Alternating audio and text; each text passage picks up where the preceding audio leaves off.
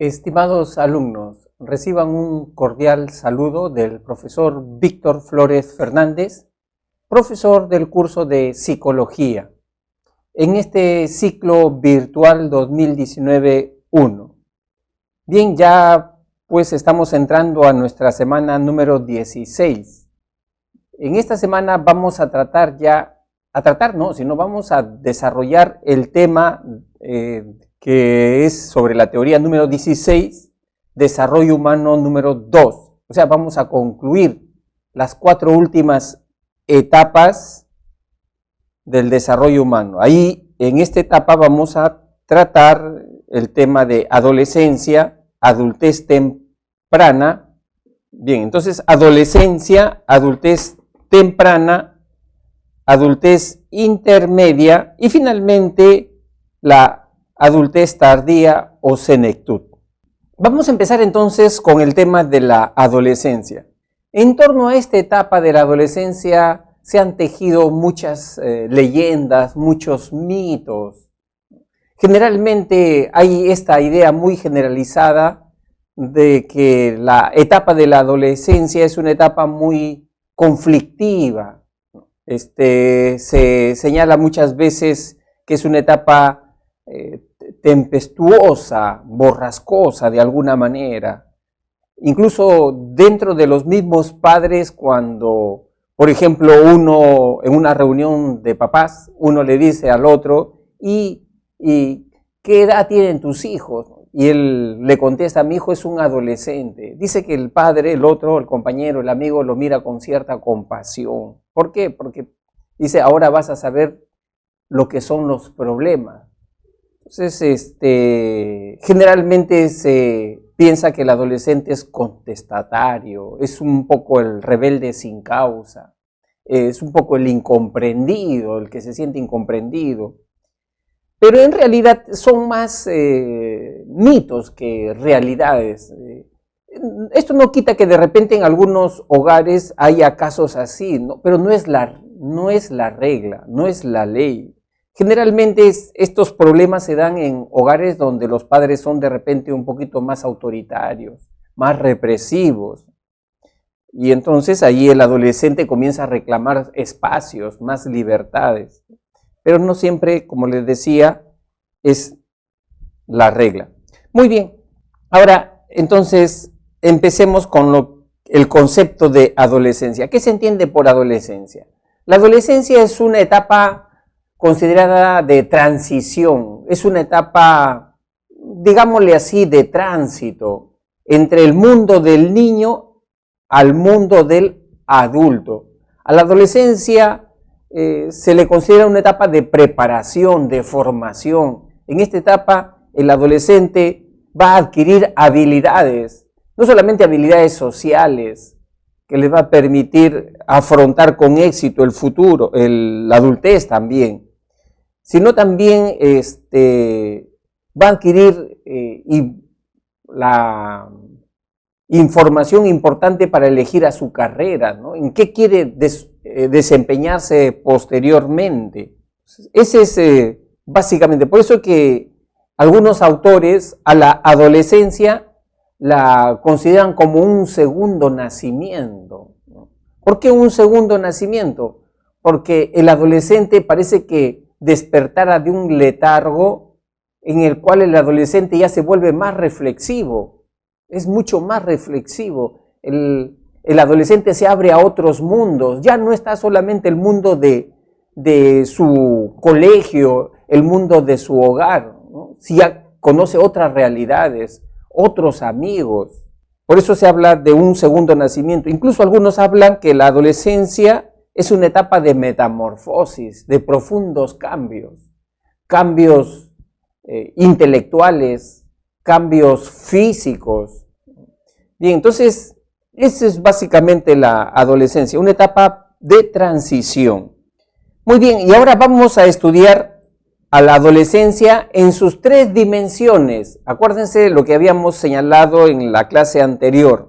Habíamos dicho que las etapas del desarrollo humano tienen que ver con una dimensión física, una dimensión cognitiva y una dimensión psicosocial.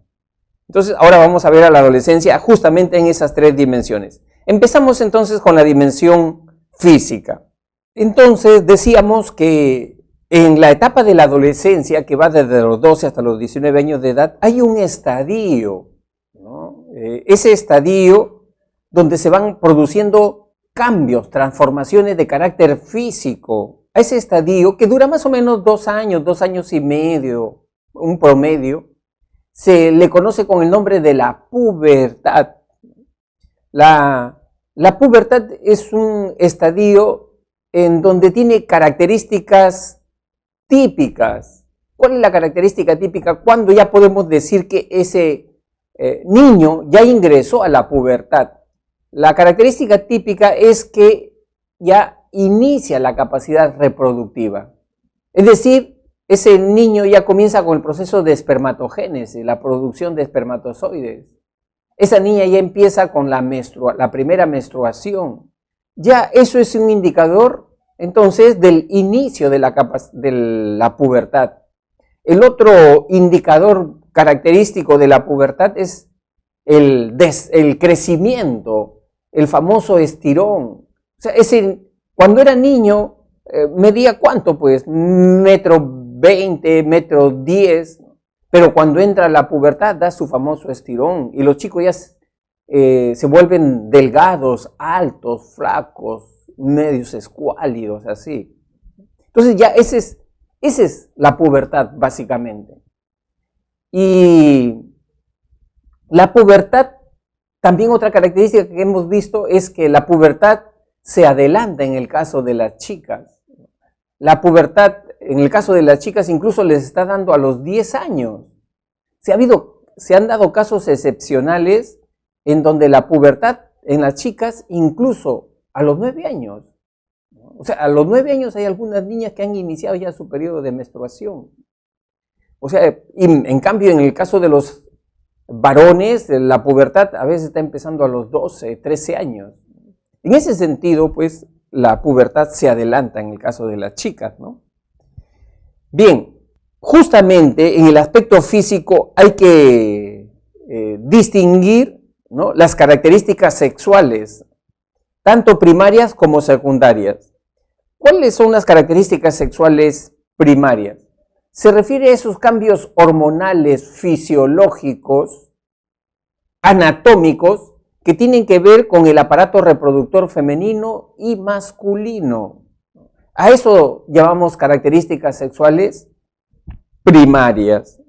Entonces, ahí tenemos, pues, en el caso de los chicos, el proceso de espermatogénesis, ¿no?, y la primera producción de espermatozoides se conoce con el nombre de espermaquia.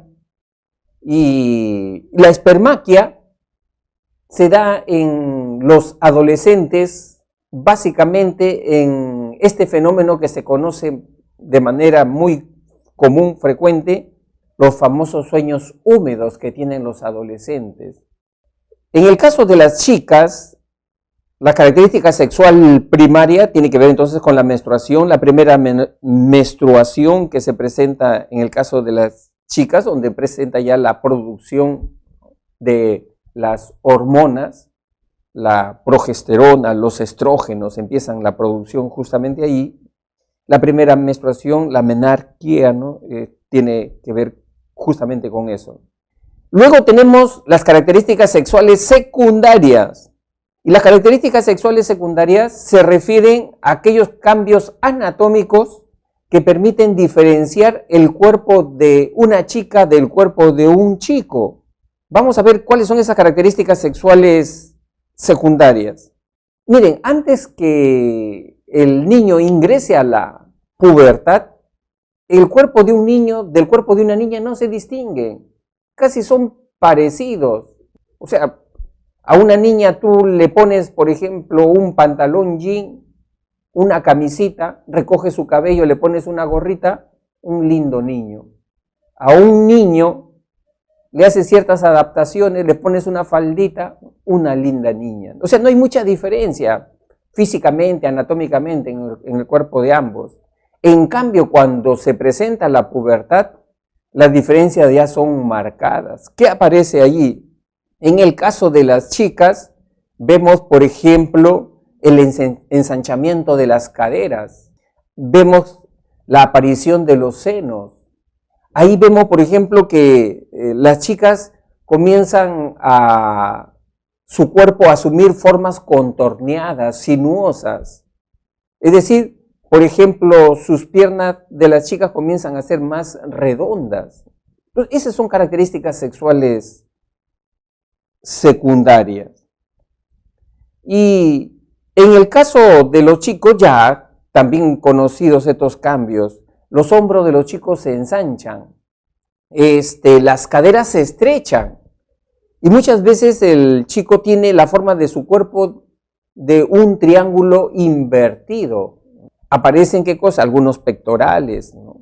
Ya aparecen los bíceps, los tríceps, comienzan a aparecer los músculos en los chicos. Aparece también el vello facial, la barba, el bigote. La piel también indudablemente que se pone gruesa, ¿no? Entonces, ¿por qué es importante las características sexuales secundarias? Es importante porque con su aparición en chicos y en chicas aparece también el fenómeno de la atracción sexual. Es decir, las chicas ya comienzan a fijarse físicamente en los chicos y también los chicos comienzan a fijarse físicamente en las chicas y aparece el fenómeno de la atracción sexual. Muy bien. Eso es con respecto al desarrollo físico de la adolescencia. Ahora vamos a ver el desarrollo cognitivo, es decir, cómo funciona su pensamiento de los adolescentes. Y ahí hay dos tópicos importantes. El primero, el estadio operacional formal. Acuérdense de Piaget, hablaba de ese estadio operacional formal que empieza a los 12 años, y según Piaget que se desarrolla hasta los 16 años como máximo. Y luego vamos a ver también el razonamiento moral del discípulo de Piaget, Lawrence Kohlberg. Esos dos tópicos vamos a ver entonces en el desarrollo cognitivo. Empezamos. ¿Qué es el estadio operacional formal? Esta forma de pensar que tienen los adolescentes significa que el adolescente eleva su capacidad abstractiva. El adolescente comienza a pensar en temas abstractos, no en temas concretos.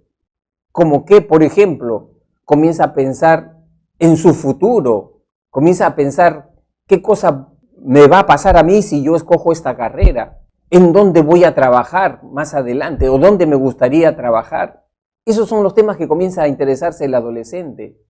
El adolescente comienza a interesarse en temas nacionales, mi país cómo está, por qué hay tanta corrupción. Entonces, esos son los temas que comienza, de repente también podría tener temas o intereses existenciales el alumno. Por ejemplo, podría decir, ¿existe Dios? ¿Cuáles son los argumentos a favor de la existencia de Dios? ¿Cuáles son los argumentos en contra de la existencia de Dios? Entonces, este pensamiento abstracto que tiene ya el adolescente le permite ver un mundo virtual más allá de su realidad concreta. Tiene que ver con condiciones, potencialidades que el adolescente comienza a estar reflexionando. Por eso dice que su pensamiento es hipotético deductivo. ¿Por qué? Porque el adolescente ya no es reactivo. Frente a un problema, ¿qué hace el adolescente? Trata de encontrar alguna explicación, alguna justificación. O sea, el adolescente, ¿por qué mi mamá está enojada conmigo? ¿Qué cosa le he hecho? Y comienza a ver todas las posibilidades por qué la mamá podría estar enojada con ese adolescente. Entonces, y trata de ver si realmente es por la explicación que le está dando el adolescente o es por otra cosa. Trata de contrastar, de comprobar sus hipótesis, sus teorías. Por eso que el adolescente, como se vuelve tan reflexivo, tan crítico, ya sus padres no son esos dioses, entre comillas, que lo veía cuando eran niño. O sea, esos seres perfectos, que nunca se equivocaban. Ahora, como el adolescente tiene esa capacidad de pensar, ya le encuentra errores a los padres, ya le encuentra incoherencias a los padres. Papá, tú dices que debemos decir la verdad, pero sin embargo tú no eres honesto tampoco con nosotros. O sea, ya le encuentran, y muchas veces a los papás los ponen en aprietos por esta capacidad de pensar que tiene ya el adolescente de los 12, 13 años. Los temas, ya hemos dicho, el adolescente ya se interesa por temas de repente existenciales, filosóficos, temas religiosos, temas sociales, temas políticos. En esos temas comienza a interesarse. Muy bien. Sin embargo, pese a que el adolescente comienza a entrar en el estadio operacional formal, también es bueno resaltar que el adolescente comienza a manifestar un egocentrismo racional. Es decir, el adolescente, si comienza a moverse en el mundo de las ideas, pero muchas veces estas ideas tienen que ver con él mismo. O sea, de alguna manera comienza a ver el mundo también de alguna manera de su propia perspectiva. Y por eso que dentro de esta característica del egocentrismo racional, el adolescente comienza a manifestar estas características. Una de ellas es la audiencia imaginaria y la otra la fabulación personal. ¿Qué es la audiencia imaginaria? Los adolescentes generalmente de 12, 13 hasta los 15 años tienen esta característica. Ellos se sienten observados por las demás personas. O sea, producto de su inseguridad, ellos creen que las demás personas se están fijando mucho en la manera como hablan, en la manera como caminan. Si un adolescente, por ejemplo, está en su casa y tiene que salir a comprar cerquita nomás a la tienda de la esquina, antes de salir se mira como 10 veces en el espejo para ver cómo está vestido, ¿no? Cómo está peinado. Y cuando ya está caminando, él tiene la sensación que los vecinos lo están mirando, que los vecinos ya están comentando sobre él, ¿no? Y los vecinos no lo miran para nada, pero sin embargo él tiene esa sensación. Es propio de la inseguridad de los púberes, de los adolescentes en esta etapa. Bueno, esa es entonces la audiencia imaginaria. Y la otra característica, la fabulación personal. El adolescente muchas veces se siente un ser único, se siente un ser especial. Tan único, tan especial se siente que esto lo hace aparecer a ellos como que son incomprendidos, que nadie lo entiende, que sus experiencias son únicas, que nadie se ha pasado justo por lo que ellos están pasando. Y en esta característica de la fabulación personal, como se siente único, especial, se sienten invulnerables, que todo lo malo le pueden pasar a sutanito, a menganito, pero a él no le puede pasar nada malo. Y justamente por esta característica muchos adolescentes son imprudentes, atrevidos, no miden las consecuencias de sus actos. O sea, asumen conductas riesgosas. Dentro de la fabulación personal vamos a tener que estos adolescentes se meten en problemas. Ejemplos de fabulación personal. A veces los adolescentes tienen enamorados, enamoradas y no se cuidan. Creen que el embarazo es algo remoto, que les puede pasar a fulanita, a sutanita, pero a ellas no les puede pasar eso, ¿no? Y tienen sus encuentros amorosos y después resultan embarazadas. Entonces es producto de la fabulación. O el adolescente, por ejemplo, que va a una playa que no conoce. Sabe nadar, por supuesto que sabe nadar, pero esa playa no la conoce. Y se mete adentro del mar. No mide el peligro, avanza primera, segunda, tercera ola y desapareció. Entonces, la fabulación personal es esa característica que tienen los adolescentes, ¿no? De ser imprudentes muchas veces, por considerarse únicos, especiales. Ahora vamos a ver el desarrollo moral de Lawrence Kohlberg, que fue un discípulo de Jean Piaget. Lawrence Kohlberg dice que evolutivamente, en cuanto al desarrollo moral, el individuo atraviesa 3 etapas. Acuérdense que el comportamiento moral tiene que ver con esa conducta de considerar buena o mala. Lo que yo estoy haciendo, ¿es algo bueno o es algo malo? O sea, trabajar con esas categorías. Aquello que es justo o aquello que es injusto. Aquello que es adecuado de aquello que es inadecuado, ¿no? Ahí estoy haciendo una evaluación de tipo moral. Y Lawrence Kohlberg señalaba de que es importante para saber en qué estadio, en qué etapa del desarrollo moral se encuentra una persona, saber la conducta, pero también a la vez saber el argumento, la razón por qué hace eso. Cuando una persona dice, yo ayudo a mi amigo, a mi compañero, muy bien, tú lo ayudas, pero ¿por qué lo ayudas? Es importante saber el argumento. Si dice, yo lo ayudo simplemente por amistad, ahí está, un argumento. Que es muy distinto si esa persona dijera, yo lo ayudo, pero ¿sabes por qué lo ayudo? Porque quiero que él después, cuando yo tenga problemas, también él me devuelva el favor a mí. Mira, ahí es otro argumento, distinto al primero. Entonces tendría que estar en distintos niveles de desarrollo moral las personas. Vamos a explicar entonces en qué consisten estos tres niveles de desarrollo moral. Él planteó que hay el primer nivel que se llama la moral preconvencional. El segundo nivel, la moral convencional. Y el tercero, la moral postconvencional. El primer nivel, la moral preconvencional, ¿en qué consiste? Se da cuando las personas realizan sus actividades, pero motivadas fundamentalmente por un factor externo. Es decir, la persona se pone a estudiar, pero estudia ¿por qué? Por el interés de un premio, ¿no? Tener buena nota, simplemente por tener buena nota. ¿O por qué? Simplemente para evitar un castigo, para que no lo sancione el profesor, por eso estudio. Las personas que piensan así, entonces se están moviendo en el nivel preconvencional. Nivel preconvencional significa que yo estoy motivado por un factor externo, un premio, evitar un castigo, o también de repente por la figura de autoridad. Nivel preconvencional, figura de autoridad. Por ejemplo, ustedes han visto alumnos como algunos choferes de micros, de combis, solamente respetan las señales de tránsito cuando ven al policía allí al frente, con el silbato en la mano y la papeleta también ahí. Una vez que el policía no está ahí, ya hacen de las suyas. O sea, ese conductor está movido por una moralidad preconvencional, por una cuestión externa, por la figura de autoridad.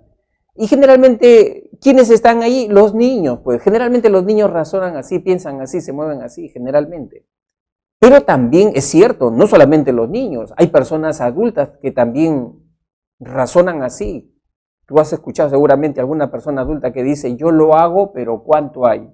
¿Cuánto me toca a mí? Esa persona, mira, quiere ayudar, sí, pero con un beneficio. Entonces, esa persona, siendo adulta, también está en el nivel preconvencional. Seguimos. Nivel convencional. Se presenta ya cuando las personas razonamos porque tenemos un valor interno. Hemos adquirido un valor. Ya pensamos en la sociedad. ¿Por qué estudias? Yo estudio porque yo me considero responsable.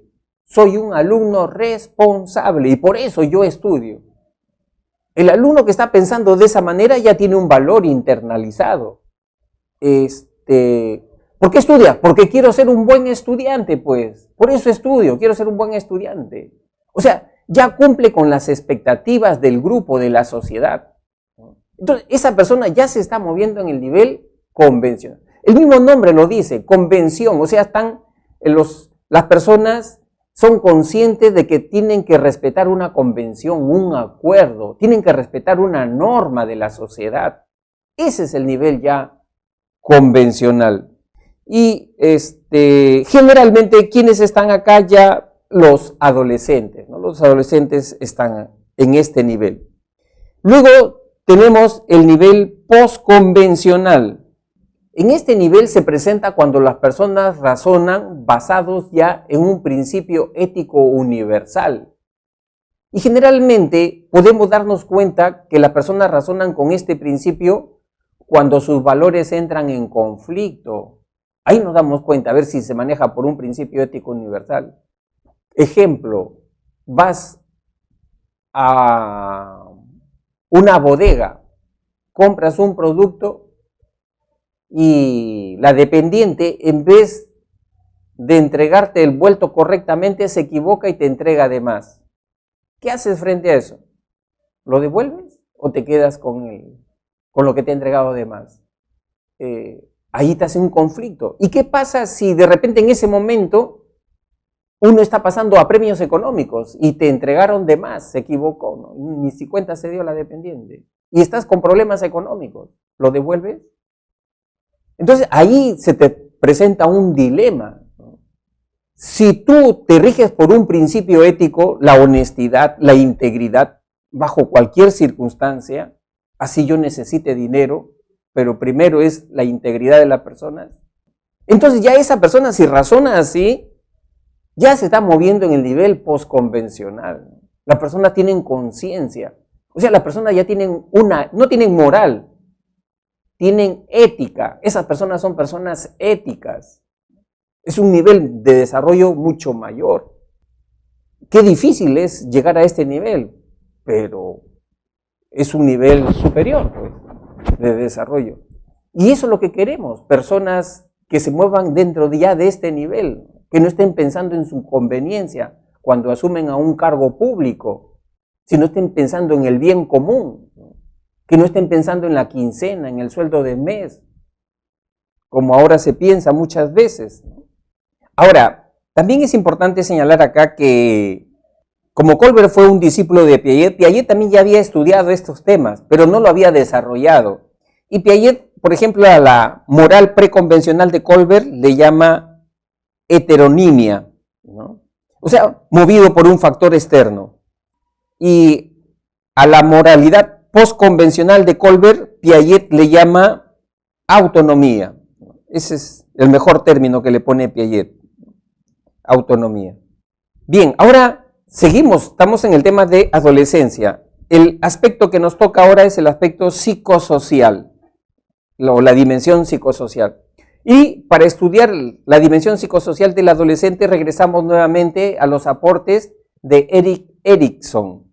Y él dice que el adolescente atraviesa siempre una crisis desde que empieza, de los 12, 13 años hasta los 19 años. ¿Cuál es esa crisis, ese conflicto? La búsqueda de su identidad versus la confusión de roles. Es decir, el adolescente comienza a buscar modelos de referencia. ¿Qué cosa dice generalmente un chiquito de 12, 13 años? ¿Quiere ser de repente un artista o quiere ser un deportista de talla mundial? Ya quiere ser un Messi, por ejemplo, un Paolo Guerrero, ¿no? O sea, comienza a buscar modelos de referencia, está en la búsqueda de su identidad. Y luego, que tiene que ver también con este aspecto, ya cuando va desarrollándose el adolescente, ya tiene que buscar o elegir una carrera profesional. Entonces, esos son aspectos que el adolescente va asumiendo. Si no se hace preguntas, no se plantea preguntas, ¿cuál va a ser mi rol? ¿Cuál va a ser mi papel? ¿En qué soy bueno? Si no se hace preguntas y no tiene respuestas a esas preguntas, entonces el adolescente va a ir para el otro extremo. ¿Cuál es la confusión de roles? No sé ni lo que quiero estudiar. Y ya tengo 18, 19 años. Y entonces va a tener conflictos dentro de sí mismo, ¿no? Bien, ahora, también es cierto que en el aspecto psicosocial, en la adolescencia se presentan algunas otras características, aparte de esta crisis. En ese sentido, Papalia, ¿no?, señala algunas de estas características. Una de esas dice que el adolescente comienza a tener, aparte de la identidad, ¿no?, interés por el amor, por enamorarse, comienza, ¿no?, a tener parejitas, comienza a tener curiosidad por temas de la sexualidad. Y también el adolescente comienza a reclamar autonomía, independencia. Es decir, que el papá, la mamá ya no lo estén controlando tanto, que no lo estén fiscalizando tanto, que aprendan a confiar en él. Eso Eso es lo que comienza a reclamar el adolescente. También es cierto que en esta etapa es un periodo también bastante de inestabilidad emocional por parte del adolescente. O sea, se vuelve a veces una persona muy radical, muy rígido, y eso le genera también cierta inestabilidad, irritabilidad, ¿no?, en sus cosas. Bien, igualmente acá también comienza a darle una mayor importancia a la opinión de los demás, a la opinión del grupo. Se vuelve muy dependiente del grupo el adolescente. Seguimos. Ahora vamos a tratar la etapa de la adultez temprana. La adultez temprana es una etapa comprendida entre los 20 a los 40 años de edad. Es una etapa de desarrollo, ¿no? Es una etapa de consolidación de habilidades, y ahí vamos a verlo justamente, ¿no?, en su dimensión física. En la dimensión física podemos decir que el hombre y la mujer han llegado a la cúspide de su desarrollo físico. Una persona de 22 años, 25 años, ¿de qué se puede quejar físicamente? De nada. Está en su máxima energía, en su máxima potencialidad, en su máximo desarrollo físico. Esa es justamente la etapa de la adultez temprana. Ahora, en la dimensión cognitiva, adultez temprana, los neopiagetanos señalan de que en esta etapa aparece el pensamiento postformal o dialéctico. ¿En qué consiste este pensamiento postformal o dialéctico? Que el adulto temprano ya mira los problemas, mira la realidad de puntos de vista incluso contrarios, opuestos, y los sintetiza. Por ejemplo, estas personas, cuando pasan un momento difícil, adverso en su vida, no solamente se centran en el aspecto negativo de lo que les está pasando, sino también dicen, ¿qué me puede enseñar este fracaso? ¿Qué me puede enseñar esta desilusión? ¿Qué cosa puedo aprender de esto? Entonces comienzan a ver los diferentes ángulos que pueda tener un problema, positivos como negativos, y sacan una lección, ¿no? Ese es el pensamiento postformal. O sea, pueden sintetizar pensamientos, emociones, experiencias contradictorias. Eso es lo que hace Vamos a poner un ejemplo de pensamiento postformal o dialéctico. Este esquema de pensamiento nos habla de que hay siempre una tesis, o sea, una afirmación. Luego hay una antítesis, o sea, una idea contraria. Y finalmente hay una síntesis de ambas. Ejemplo, tesis.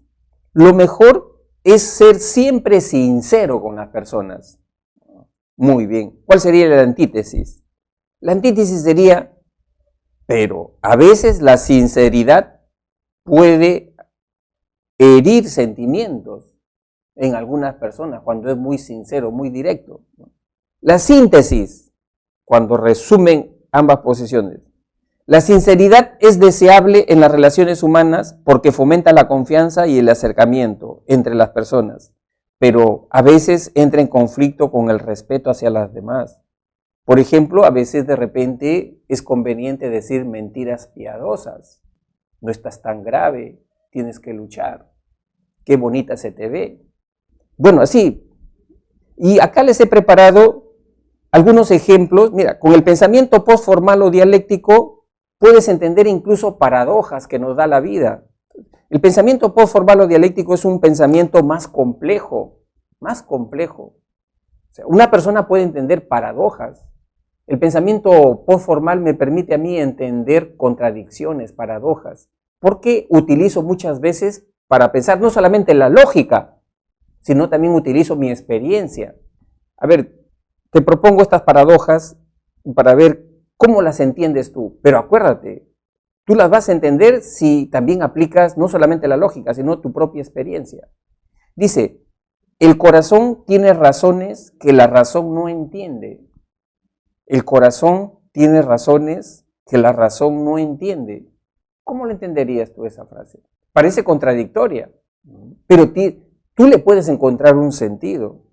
¿Y sabes quiénes podrían entender mejor esta frase? Aquellas personas que han tenido decepciones amorosas, fracasos. Podrían entenderlo y encontrarle un sentido a esto. Ese es el pensamiento postformal o dialéctico. Esta otra frase, el silencio es el grito del más fuerte. El silencio es el grito del más fuerte. Esta otra, la tecnología nos acerca a los más lejanos y nos distancia de los más próximos. Esta otra, era un hombre tan pobre, tan pobre, tan pobre, que lo único que tenía era dinero. ¿No? Una contradicción, pero tú le puedes encontrar un sentido a esta frase. La otra, es de mala suerte ser supersticiosos. Y esta de Platón, solo sé que no sé nada. Solo sé que no sé nada. Bien, entonces de eso se trata el pensamiento postformal o dialéctico. Como ves, un pensamiento más complejo. Si yo le tendría que poner un nombre a este tipo de pensamiento, ¿sabes qué nombre le pondría yo? Sabiduría. Ya tener sabiduría. O sea, no solamente utilizar la lógica, como diría Piaget, ¿no? Sino también utilizar tu experiencia y razonando también con tu experiencia. En el aspecto psicosocial, nuevamente regresamos a Erik Erikson. Dice que ahí se presenta un conflicto de intimidad versus aislamiento. Es decir, ya las personas de 25 años, 28 años, ya no se interesan en tener cantidad de amigos, sino lo que a ellos les interesa es tener buenos amigos. Ya a una persona de esa edad, madurativamente, ya no le interesa tener enamoraditas, enamoraditos por acá, sino tener una buena compañera, una buena pareja. O sea, mejorar el vínculo afectivo con esa persona. Lo otro es caer en la superficialidad de las relaciones. Lo que dice Erik Erikson es el aislamiento. Bien, entonces ya hemos concluido allí con la adultez temprana.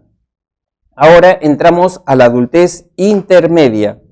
Esta es una etapa comprendida entre los 40 y los 65 años de edad. Justo es mi etapa. Ahí vamos a ver, explicarles un poco lo que uno está pasando por estas etapas. Empezamos entonces con el aspecto físico.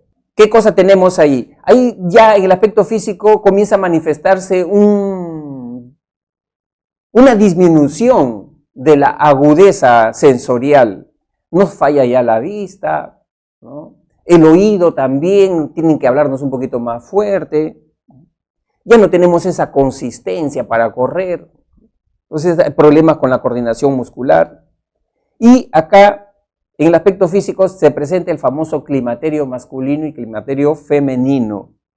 En el caso del climaterio masculino, vamos a encontrar que, si bien es cierto, el hombre no pierde la capacidad de reproducción, pero sí disminuye la producción de espermatozoides. Hay una disminución en ese sentido.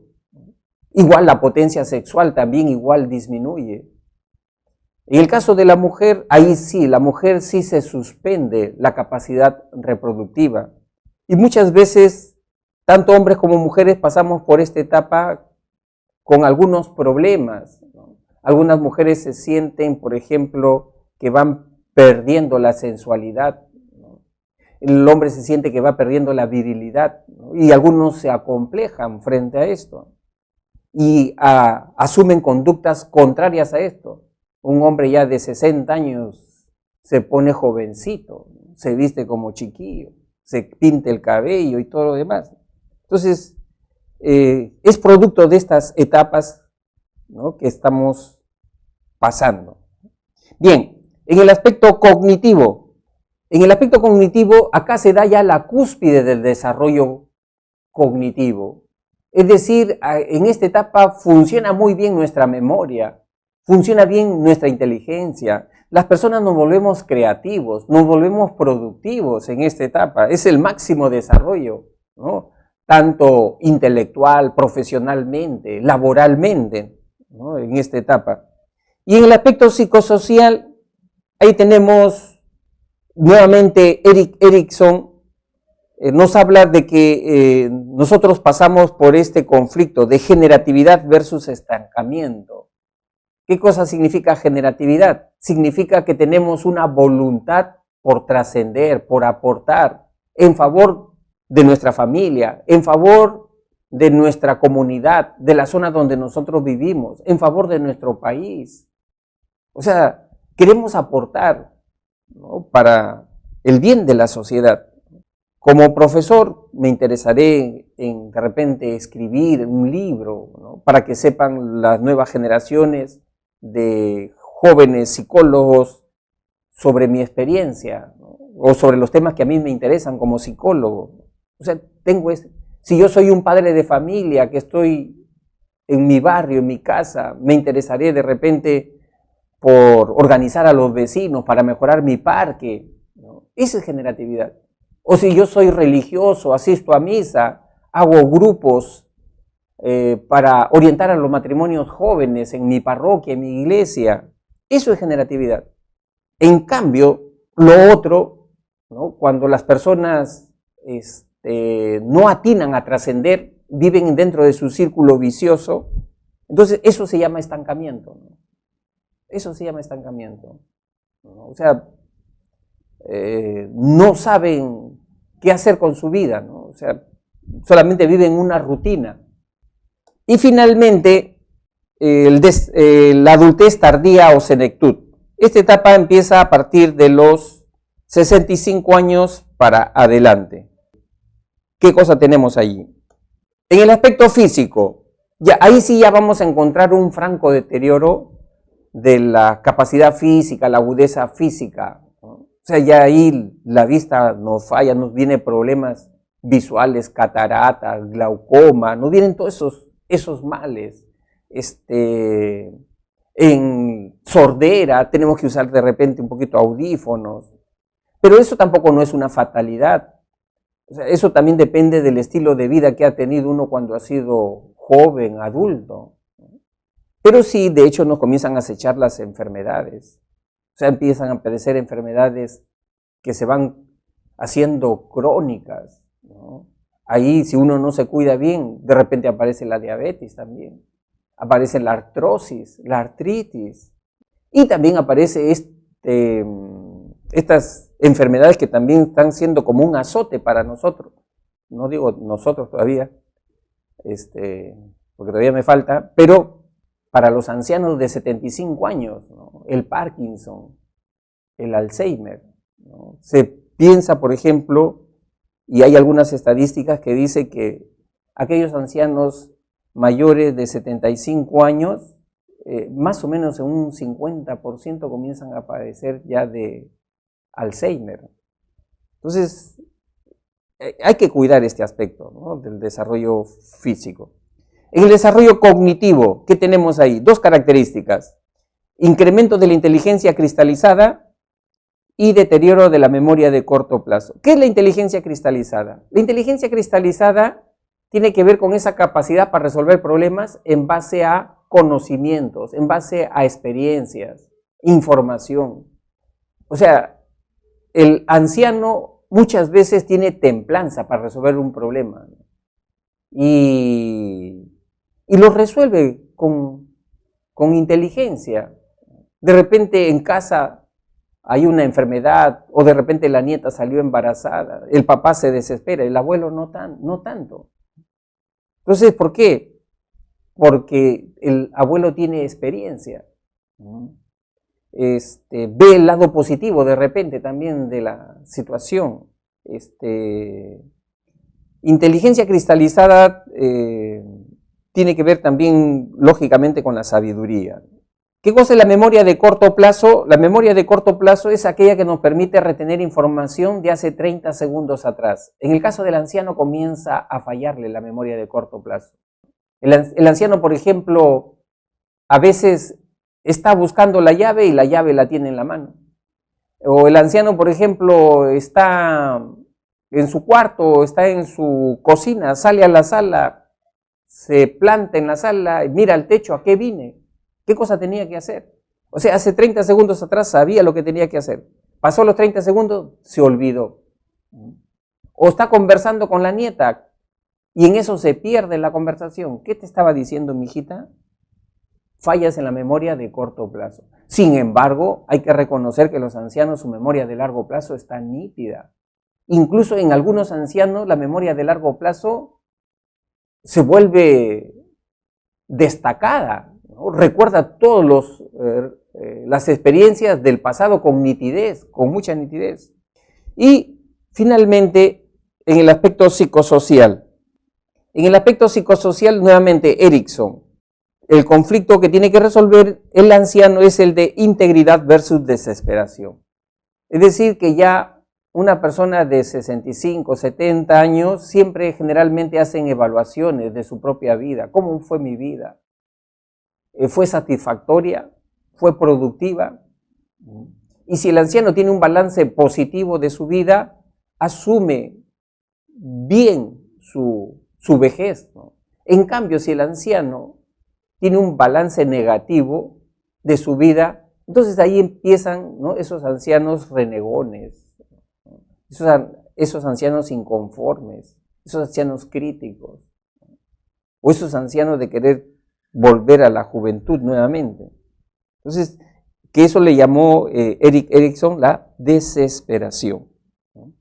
Bien, otro aspecto psicosocial en la ancianidad, en la senectud o adultez tardía, es la aparición de la jubilación. Ahí empieza, pues, ¿no?, ya acá en el Perú lo tenemos en el caso del hombre a los 65 años y en el caso de la mujer a los 60 años.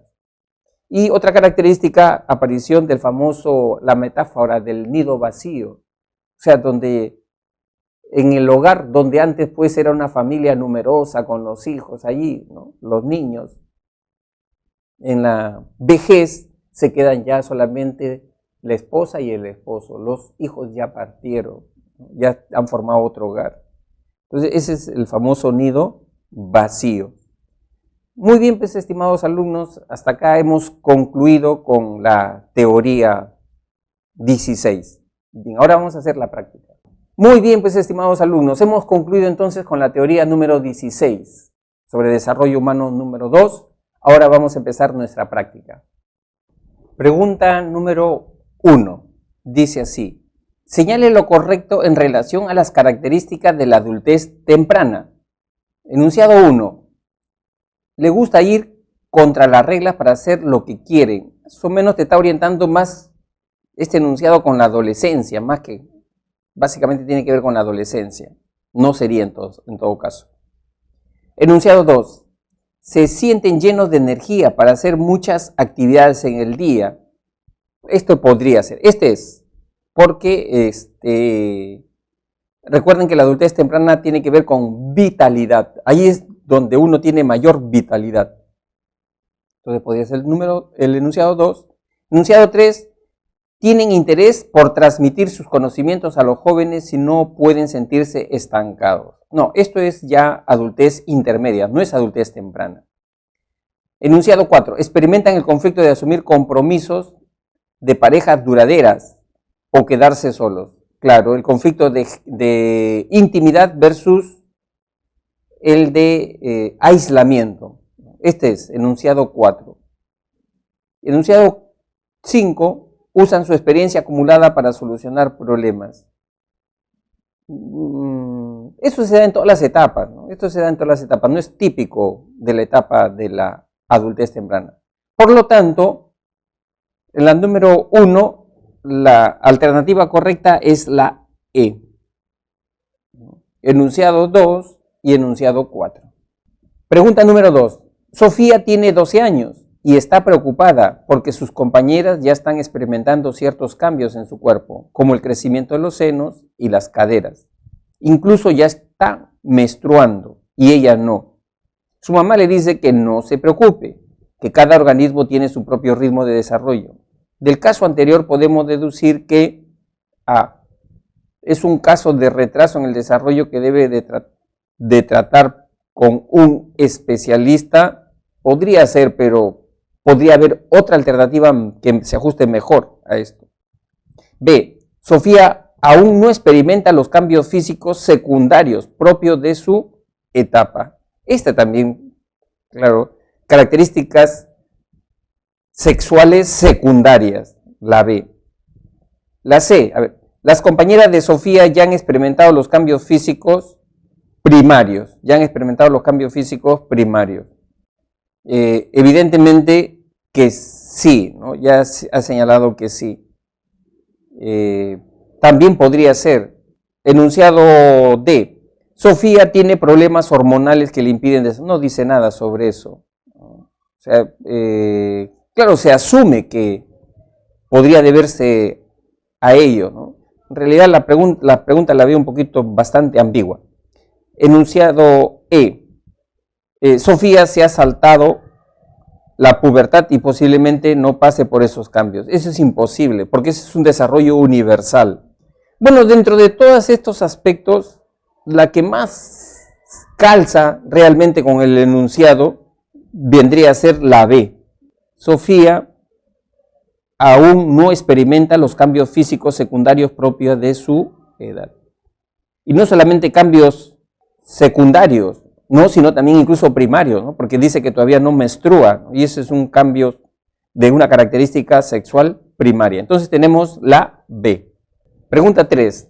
Al subir a un taxi, Camila observa que el chofer no usa el cinturón de seguridad, por lo que le pide que lo haga, y luego le consulta por qué no lo usa siempre, ante lo que el chofer responde: es incómoda, señorita, pero sí sé que lo tengo que usar, si no me cae una multa y no hay dinero. Lo manifestado por el chofer reflejaría, según Colbert, un tipo de razonamiento. Acá estamos viendo que el chofer está utilizando un razonamiento basado en un factor externo. Si es un factor externo, ¿no?, evitar una multa, una sanción, evidentemente que el nivel de desarrollo, según Colbert, es el nivel preconvencional. Entonces la alternativa correcta acá es la D, preconvencional. Pregunta 4. Matías es un alumno de la Facultad de Psicología. Escucha atentamente sus clases cuando tratan el tema de las teorías de la motivación. Él analiza, se cuestiona y manifiesta a su profesor. ¿Por qué las teorías creadas en otros contextos se aplican también al Perú? ¿Será que todas son válidas? ¿Existirán factores motivacionales propios de los peruanos? Luego de que el profesor atiende sus dudas, Matías llega a la conclusión que tenemos que analizar los planteamientos que existen sobre la motivación y desarrollar otros, pues no todo se aplica al contexto nacional. Esta forma de pensamiento se denomina puntos suspensivos y corresponde a la etapa de la puntos suspensivos. Ahí está viendo los pro y contra. Matías está viendo los pro y contra de una teoría. Y al final arriba que las teorías tienen que contrastarse con la realidad. Y de repente revisar estas teorías y sacar una nueva. Cuando las personas realizan este tipo de razonamientos, ¿no?, estamos hablando de el pensamiento, entonces, postformal o pensamiento dialéctico. Y este pensamiento es típico de la etapa de la adultez temprana. Entonces, la pregunta o la respuesta correcta en este caso es la C. Pregunta 5 dice: señale los enunciados que reflejan el desarrollo cognitivo del adolescente. Solamente está pidiendo desarrollo cognitivo, en eso tenemos que centrarnos. Enunciado 1. Carlos disfruta escuchando a los demás y transmitiendo todo lo que sabe. Disfruta. No es así. Enunciado 2. José cuida mucho su apariencia. Se mira constantemente en el espejo antes de salir a la calle. Podría ser una característica de la audiencia imaginaria. Podría ser esta. Enunciado 3. Melissa se siente triste y manifiesta que nadie le entiende, ni le da la importancia que se merece. También, esta es parte de lo que nosotros conocemos como fabulación personal. Sentir que sus experiencias son únicas y que nadie ha pasado por eso. Enunciado 3 puede ser también desarrollo cognitivo, fabulación personal. Enunciado 4. A Pedro le cuesta aprender nuevas herramientas, pero utiliza su experiencia para solucionar sus problemas. No es típico, no se da en todas las etapas. Enunciado 5 o quinto. La mamá de Paco le advierte de los peligros de la calle, ante lo cual él responde, no pasa nada. Acá está, este también es otra característica, ¿no?, de la fabulación personal. Por lo tanto, tenemos a los enunciados 2, tenemos también al enunciado 3 y tenemos al enunciado 5. ¿Quién tiene esas alternativas? 2, 3 y 5. La D. Respuesta correcta, la D. Pregunta número 6. Dice así: Verónica ha tenido un retraso en su ciclo menstrual, lo cual la toma por sorpresa. Además que ya tiene un hijo adolescente.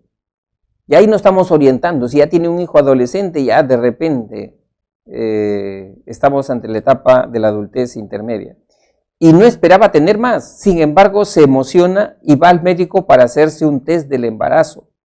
El médico, luego de varios exámenes, le indica que no está embarazada, sino que está experimentando cambios hormonales que han detenido su ciclo ovulatorio. Del caso podemos deducir que Verónica, ya usted se ha anticipado lógicamente, ¿no? ¿Ha descuidado su salud y está sufriendo las consecuencias? No. Siempre una alternativa, estimados alumnos, tiene que ver con conceptos que uno ha aprendido en clase. No tiene que ser alternativas sobre algo absurdos, ¿no?, sino sobre lo que uno ha aprendido en clase. Y en la alternativa A no hay nada de eso. Alternativa B: no siguió estrictamente las indicaciones de su método anticonceptivo. Tampoco. C. Está experimentando los cambios físicos de la tercera edad. ¿Tercera edad? ¿Senectud? No, evidentemente que no. D. ¿Va a experimentar el conflicto de generatividad en la senectud? Sabemos que generatividad tiene que ver con la etapa intermedia. E. Está pasando por la menopausia propia de la adultez intermedia. Entonces, esto calza. La respuesta correcta es la E. Pregunta número 7. Dice: Alberto se encuentra en una etapa de su vida en la que empieza a reflexionar sobre lo que hizo en el pasado, las decisiones que tomó y lo que consiguió en la vida. Y ahí te estás orientando, en la misma pregunta te estás orientando, ya está hablando de una persona ya mayor de edad. Lamentablemente, Alberto está entrando a un cuadro depresivo, pues no puede evitar pensar que pudo haber hecho mejor las cosas, pudo tratar mejor a las personas y a las decisiones que tomó en relación a sus hijos no fueron las mejores. Según la teoría de Erikson, Alberto estaría atravesando el conflicto. Si estamos acá ya en una etapa, ¿no?, de edad avanzada, ahí lógicamente el conflicto, que es el conflicto de integridad versus desesperanza o desesperación. Entonces la respuesta correcta acá vendría a ser la D. Así entonces viene a ser la D. Pregunta número 8, dice: relaciona las manifestaciones cognitivas con las etapas a las que corresponden. Muy bien. Manifestaciones cognitivas. Matilde se siente mal, pues considera que nadie la entiende y que siempre ponen otros problemas por encima de lo que a ella le pasa. Es típico del adolescente, ¿no? Entonces ya no hay nada que hacer. Acá tenemos entonces la 1 con la adolescencia. Enunciado 2. Los compañeros de Jorge dicen que él es muy crítico de las cosas. Cuando aprende algo siempre cuestiona las fuentes y plantean otras ideas. Aunque no se ajusta estrictamente a lo que es el concepto de pensamiento postformal, ¿no?, pero por ahí está. Pensamiento postformal es entender contradicciones, paradojas, pero por ahí está. Pero vamos a verla otra vez. Josué presenta problemas de deterioro en su memoria y atención. Ya esto no podría ser. Entonces, el enunciado 2 tiene que ver entonces con la adultez temprana. Enunciado 2, adultez temprana. Y la tercera, evidentemente ya lo que queda, ¿no? Josué presenta problemas de deterioro en su memoria y atención, sin embargo sus hijos siempre lo buscan por sus acertados consejos sobre la vida, ¿no? Sabiduría. Entonces acá es adultez tardía. Entonces si vemos allí, tenemos que la respuesta correcta allí es la A. Pregunta número 9. Carmen le comenta a su amiga que le cuesta entender a su hijo Alexis. Por un lado, se molesta cuando le quieren sugerir cosas y no le gusta que se metan en sus cosas. Pero por otro lado, puede ser descuidado, por lo que hay que monitorearlo e ir indicándole las cosas. Por momentos se siente autosuficiente, pero cuando está enfermo busca el cuidado de su mamá como un niño. Dado estas características de desarrollo psicosocial, según el planteamiento de Erikson, podemos deducir que Alexis se encuentra en la etapa, evidentemente que está bien claro esto, la etapa de la adolescencia, la B. El adolescente, de alguna manera, por los cambios hormonales, por los cambios físicos, el adolescente se vuelve inseguro, se vuelve voluble, cambiante. Entonces, esa es una de las características básicas. Pregunta número 10. Peter invita a su compañero de trabajo Hernán a jugar un partido de fútbol en la noche, ante lo que Hernán responde: el cuerpo no me da, amigo. No sé cómo haces para hacer tantas actividades a la vez. ¿Trabajas, estudias en la noche y todavía quieres ir a jugar fútbol? Yo solo trabajo y me canso. Los años ya pesan. De acuerdo a lo mencionado, podemos deducir que a nivel de desarrollo físico, Hernán tiene problemas físicos no acordes con su edad, al contrario. B. Peter ya está pasando a la adultez intermedia. No. Y C. Peter experimenta la vitalidad propia de la adultez joven. Eso es lo que nos quiere dar a entender, ¿no? Peter no se cansa con sus actividades, ¿no? Trabaja, estudia y encima quiere jugarse su partidito de fútbol, ¿no? Esta es la correcta, porque, a ver, Hernán refleja la energía de la adultez temprana, tampoco no calza. Y Peter está sobreexigiendo a su cuerpo y se va a enfermar. Siempre, como les decía, hay que buscar una alternativa que refleje conceptos estudiados en clase, ¿no? Y eso no refleja nada. Pero la alternativa sí, ¿no? Peter experimenta la vitalidad propia de la adultez joven, la C. Muy bien, pues estimados alumnos, hemos concluido entonces con nuestra teoría número 16, desarrollo humano, y los invito a que reflexionen, revisen y resuelvan problemas que tengan que ver con estas etapas para que así puedan asimilar mejor los conceptos que se han vertido en este tema. Bien, nos veríamos la próxima semana. Adiós.